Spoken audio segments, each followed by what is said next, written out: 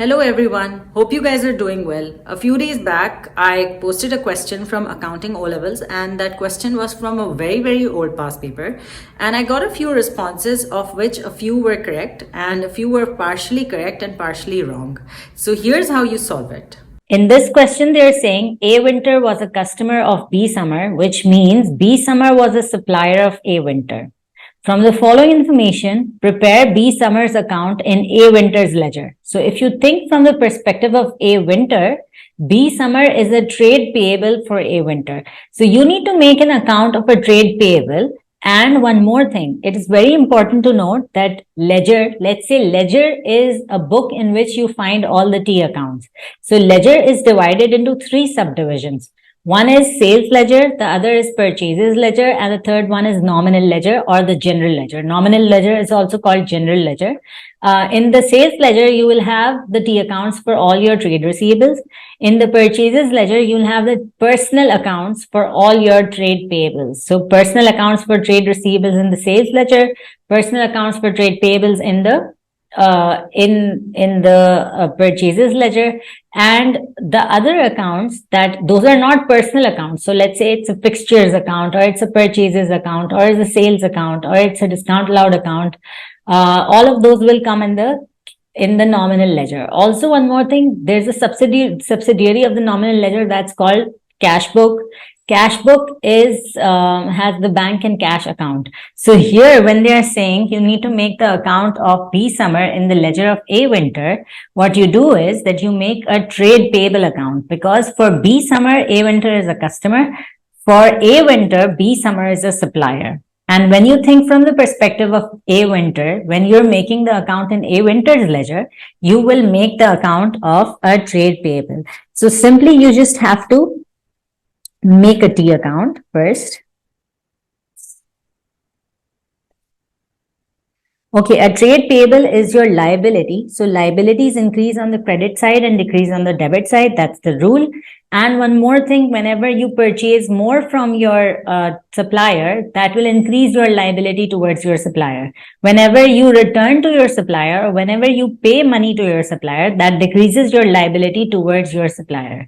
Okay, so whenever you are purchasing, you record that on the credit side. Whenever you are returning or paying the amount due to your supplier, that you record that on the debit side as well. So if you make the account of B Summer in the ledger of A Winter, so this is the ledger of A Winter, you will have a balance brought down. So liabilities always have a balance brought down on the credit side. So you write here, balance brought down 800 pounds, that is April 1. On April 7, A Winter bought goods from B Summer 500 less 20% trade discount. So 500 is the amount before the discount, that is the list price. After 20% trade discount, the amount will become 400. So you write here purchases and you write here 400. This will be April 7.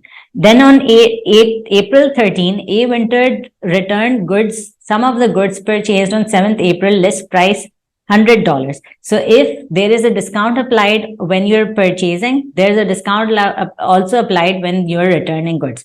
Also, one more thing, here they are saying, when A Winter is returning goods, even when you think of this from the perspective of A Winter, you'll automatically, it will click you, this is return outwards or purchases returns, because A Winter had purchased goods from him initially and now he's returning goods. So you write this on the debit side, you write here April 13 and you write here purchases returns. And this will be, this amount will not be 100, this will be 80 because 20% discount will be subtracted. Also, in the next transaction, they are saying April 14, A Winter paid B Summer the amount due on 1st April, less 2.5% cash discount. So this is a payment that is being made from by A Winter to B Summer. So A Winter will record this payment on the credit side of the cash book. Hence, he'll have to record this on the debit side of B Summer's account. So what will be the payment like?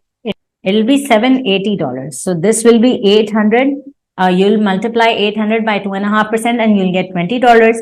And then you will subtract that from 800. So you will get $780, which A Winter will pay. And A Winter is paying by check. So you, if it's not explicitly specified that he is using a check or is he paying by cash? So you can just simply write bank, because bank, if it's not specified, you assume he's paying by check. And then there is a discount that is being received by A Winter. So you write here discount received and you write here $20. And this will be the same date, April 14.